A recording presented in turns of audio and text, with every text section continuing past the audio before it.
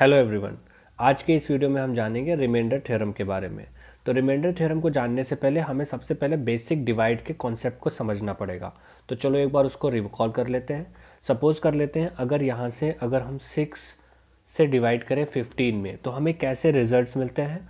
यानी ये हो जाएगा 2 टाइम्स जाएगा, ये आ जाएगा 12 और हमें मिल जाएगा 3 रिमाइंडर में।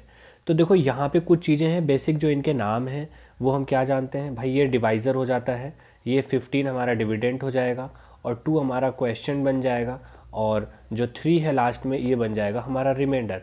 यानी ये बेसिक डिवाइड का प्रोसेस है जिससे हम रिमाइंडर निकालते हैं न्यूमेरिकल्स में, या सिंपल हम कह लें तो नंबर सिस्टम में जो हमारे नंबर्स होते हैं उनका रिमाइंडर निकालने के लिए हम बेसिक डिवाइड को यूज़ करते हैं।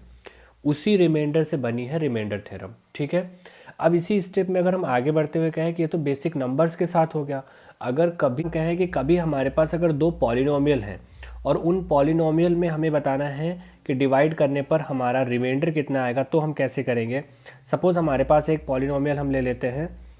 ये पॉलिनोमियल है कुछ ऐसा like 3x raise to the power 4 minus 4x cube minus 3x minus 1, और इसको अगर हम डिवाइड करें x माइनस 1 के साथ तो हमें क्या रिमाइंडर बचेगा। अगर हम इसको निकालने की कोशिश करें तो ये कुछ ऐसा हो जाएगा कि भाई सबसे पहले x से पहले वाले टर्म को मिलाने की कोशिश करेंगे तो ये मल्टीप्लाई करना पड़ेगा हमें यहाँ पे 3x raise to the power 3 के साथ। तो इसके साथ मल्टीप्लाई करेंगे तो क्या आ जाएगा, तो ये हो जाएगा 3x raise to the power 4 minus 3x raise to the power 3।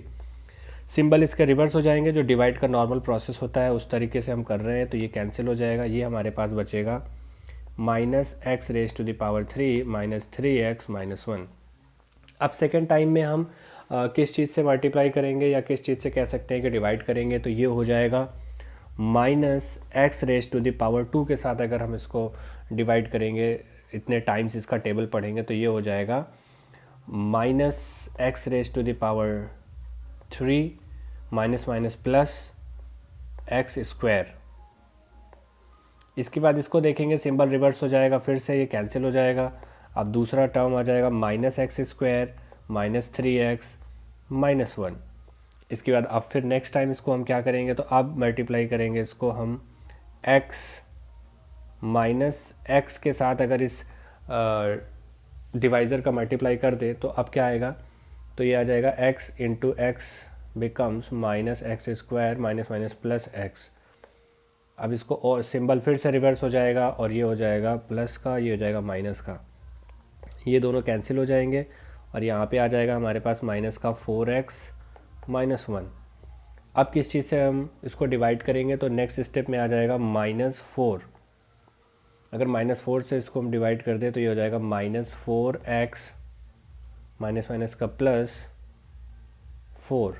Symbol इसके फिर से रिवर्स हो जाएंगे और ये हो जाएगा, ये प्लस का बन जाएगा, ये माइनस का बन जाएगा, ये दोनों कैंसिल हो जाएंगे और आ जाएगा माइनस 5। तो इस तरह से हमने देखा कि जब हम x माइनस 1 से इस वाले पॉलिनोमियल को डिवाइड करते हैं तो हमें रिजल्ट क्या मिला, यानी रिमाइंडर क्या मिला। तो रिमाइंडर हमारा आ जाएगा माइनस 5, यानी ये पूरा पूरा डिवाइड नहीं हुआ और रिमाइंडर आ गया माइनस 5। तो ये हमारा बेसिक मेथड है जो कि काफ़ी लेंथी है और काफ़ी टाइम इसमें कंज्यूम हो जाता है हमारा ये निकालने के लिए कि क्या रिमाइंडर आएगा क्या नहीं आएगा। तो इसी को रिप्लेस करने के लिए एक थ्योरम आई है जिसको हम बोलते हैं रिमाइंडर थ्योरम। रिमाइंडर थ्योरम क्या करती है कि ये हमारे इसी प्रोसेस को इजी बना देती है। कैसे इजी करेगी, अब मान लेते हैं हमारे पास कोई पॉलिनोमियल था px equal to 3x raise to the power 4 minus 4x raise to the power 3 minus 3x minus 1। अब इसी पॉलिनोमियल को अगर हम डिवाइड करना चाहते थे, मान लेते हैं कि दूसरा कोई पॉलिनोमियल है gx equal to x minus 1 के साथ, तो हमें करना क्या होता है, बहुत ही सिंपल है। रिमाइंडर थ्योरम हमें कहती है कि सबसे पहले जिससे भी डिवाइड करना है इसको कंपेयर कराओ x माइनस ए के साथ। तो अब इसको अगर हम x माइनस ए के साथ कंपेयर कराएंगे तो यहाँ से a की वैल्यू क्या मिल गई, तो 1 मिल गई। अब यही जो a की वैल्यू है जो 1 है, यानी p और यहाँ x की जगह यही वाली 1 वैल्यू हमें रख देनी है। इसको हम वैल्यू रखेंगे तो इसमें क्या हमें आंसर मिलेगा, तो एक बार सॉल्व करके देखते हैं। इसकी वैल्यू रखने से हो जाएगा 3 1 raise to the power 4 minus 4 into 1 raise to the power 3 minus 3 into 1 minus 1। और इसको सॉल्व करेंगे तो ये मिल जाएगा 1⁴ यानी 1, और 1 × 3 3 आ जाएगा। ये हो जाएगा -4 बचेगा यहाँ पे, ये बचेगा -3, ये बचेगा -1। यहाँ से हम देखेंगे -3 और +3 कैंसिल हो जाएगा, -4 और -1 ऐड होकर -5 बन जाएगा।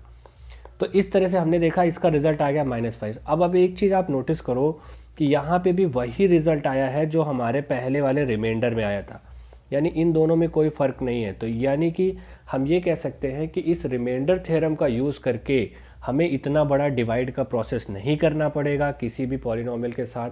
हम आसानी से इसको जो है रिमाइंडर थ्योरम का यूज़ करके उसको रिमाइंडर हम जान सकते हैं कि उसका रिमाइंडर क्या होगा। अब रिमाइंडर थ्योरम के यूज़ पे ही एक और एग्जांपल ले लेते हैं ताकि ये अच्छे से समझ में आ जाए।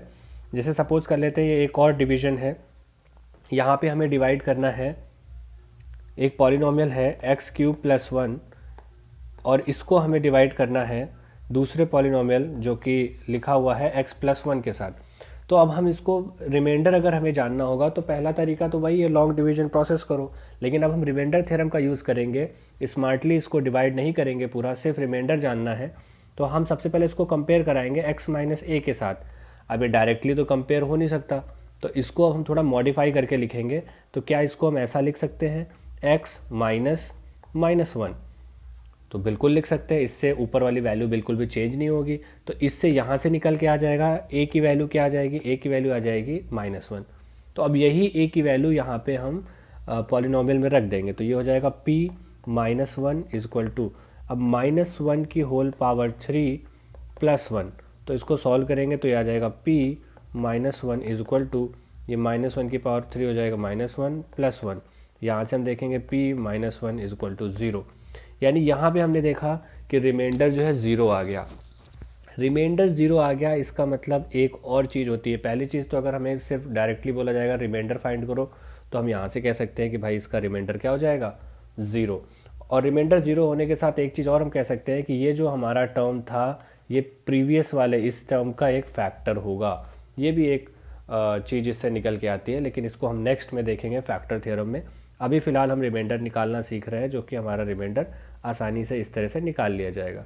ओके, अब अगर इस थ्योरम की अगर हम वर्डिंग को देखें तो ये थ्योरम कुछ इस प्रकार से लिखी हुई है, रिमाइंडर थ्योरम, जो कि काफ़ी कंफ्यूजिंग लैंग्वेज में लिखी हुई है। आप इसको चाहो तो एक बार पढ़ सकते हो, बट इसको डिटेल में मैंने समझा दिया है कि ये वर्क कैसे करती है। ठीक है, थैंक यू।